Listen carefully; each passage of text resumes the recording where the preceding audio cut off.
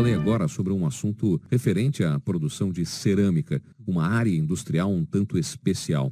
Contudo, o conteúdo não é exclusivo dessa área. Serve para todas as áreas, inclusive ao trabalho de logística, pois é preciso visar a perfeição qualquer que seja o negócio ou a natureza do trabalho. E durante o trabalho, surgem diversas perdas que não podem ser consideradas como algo natural. Será um problema se assim considerar. Será que os senhores não estariam considerando normal que os funcionários quebrem um produto, deixando-o cair no chão, ou percam outro durante o trabalho porque manuseiam uma grande quantidade? Que essa quantidade de perda é permissível? Se eliminar esse pensamento e se dedicarem com perfeccionismo para reduzir o quanto possível essa perda, o ambiente da empresa mudará drasticamente. Tendemos a ter como certo o que foi praticado desde a geração dos pais ou em décadas de sua própria administração. Devemos corrigir esse pensamento e atentar ao produto para captar sobre o que ele nos alerta.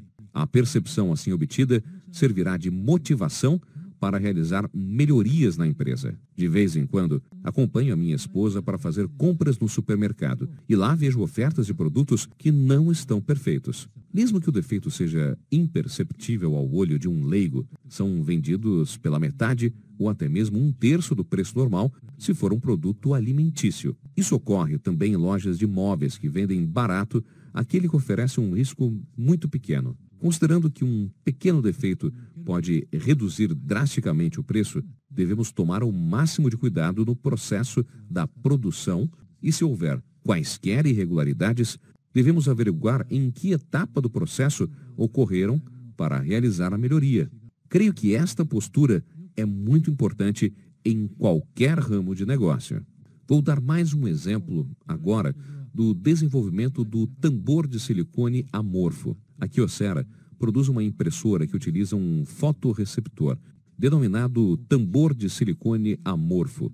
É a impressora Ecosys, utilizada para imprimir os dados extraídos do computador, em cuja parte principal está o tambor fotorreceptor produzido com silicone amorfo. Nas impressoras, em geral, é utilizado um fotorreceptor de material orgânico, um produto macio, parecido com um plástico, enquanto que a Kyocera utiliza material de alta rigidez. A razão disso é que os fotorreceptores de material orgânico requerem troca a cada 10.000, 20.000 impressões devido ao desgaste do tambor por atrito. Mas nosso tambor fotorreceptor de silicone amorfo não desgasta, mesmo imprimindo uma grande quantidade, de 300 a 500 mil impressões. Logo, não requer troca durante a vida útil da impressora. O motivo de ter adotado esse tambor de silicone amorfo é pela minha preocupação com essa civilização descartável de hoje, pois não é nada ecológico. Esse tambor é um produto que a Kyocera conseguiu produzir em larga escala, antecipando uma tendência mundial. Sua produção consiste em aplicar uma película fina de silicone sobre o cilindro de alumínio muito bem polido. Para tanto, utiliza-se um gás altamente venenoso chamado silano, composto de silício e hidrogênio. Quando colocado o silano num recipiente e provocada uma descarga de plasma, esse gás se decompõe em silicone e hidrogênio. Nesse momento, o hidrogênio evapora e somente o silicone impregna a superfície do cilindro. Contudo, é muito difícil obter uma descarga de plasma uniforme, pois se assemelha a um trovão que a cada hora provoca uma descarga elétrica em lugares distintos e de modo imprevisível. Desta maneira, a descarga de plasma causava desuniformidade na impregnação do silicone. Obviamente, essa diferença de espessura era de 0,001 milímetro apenas, mas impede que o tambor manifeste plenamente a função de fotorreceptor. Por conseguinte, essa pequena diferença era um grande problema. Há a teoria científica da formação da película de silicone amorfo por meio de descarga de plasma. Porém, a técnica a ser utilizada em produção de grande escala ainda não havia sido estabelecida, pois enquanto ciência, basta obter resultado na experiência em uma única amostra para concluir a teoria. No entanto, para a indústria, há a necessidade de produzir em grande quantidade, sempre com a mesma qualidade. Enquanto a Kyocera dedicou uns 3 anos nessa experiência, certo dia um subordinado veio me relatar que havia conseguido a impregnação uniforme do silicone. Fui correndo para ver e realmente estava maravilhosamente bem impregnado. Logo, ordenei que fizesse mais um, porém não conseguiu. Depois de alguns meses, recebi novo relato de sucesso, mas não conseguimos reproduzir com a mesma qualidade. Para uma indústria, mesmo que se consiga um excelente resultado na experiência, não tem sentido se não se reproduzir com igual qualidade. Assim, falei aos pesquisadores: tentem reproduzir exatamente com as mesmas condições do dia em que se obteve sucesso. Se na manhã daquele dia brigou com a esposa, lembre-se de como estava emocionalmente. Brigue novamente para recriar aquelas condições emocionais, pois talvez somente as mesmas condições materiais não sejam suficientes. Precisa-se também das mesmas condições emocionais para obter um produto da mesma qualidade. Na época, muitas empresas do mundo inteiro faziam o mesmo experimento e ninguém havia conseguido estabelecer uma técnica para a produção em grande escala. Mesmo na Kyocera, conseguiu-se chegar a um bom resultado por 2 vezes, mas não reproduzir com constância, até que nos encontramos num beco sem saída. Cheguei até a interromper a pesquisa. Certa noite, de repente, pensei em ver o Gemba, onde faziam experiências dia e noite ininterruptamente. Fui até o laboratório e dei uma olhada e vi o pesquisador cochilando, desobedecendo a minha orientação de observar bem o processo para ver que tipo de fenômeno pode ocorrer. Fui então de mansinho por trás dele e dei-lhe uma bronca. A invenção e a descoberta são frutos de uma observação perspicaz. Só se consegue perceber a verdade das coisas através de uma observação aguçada, que não deixa passar nada despercebido, quão ínfimo seja o fenômeno. Quando digo atentar à mensagem que o produto emite, falo da importância de uma minuciosa observação. Sem tal observação aguçada, não há como perceber qual seria a solução mais eficaz.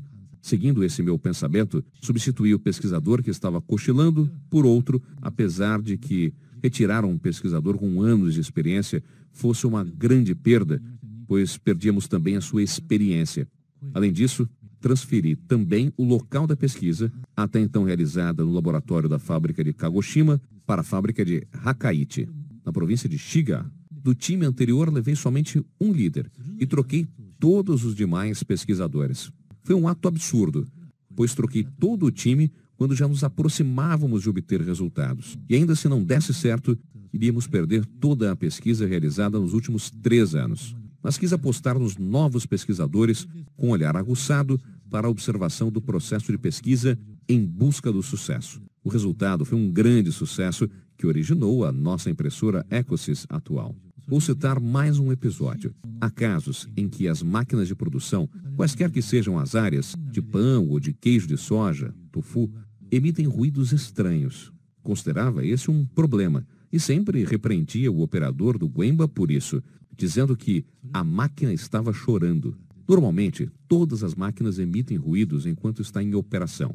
Mas aquele ruído, que quando nova a máquina até soava prazerosamente aos ouvidos durante o período de operação de teste, de repente ficava mais alto com o decorrer do uso.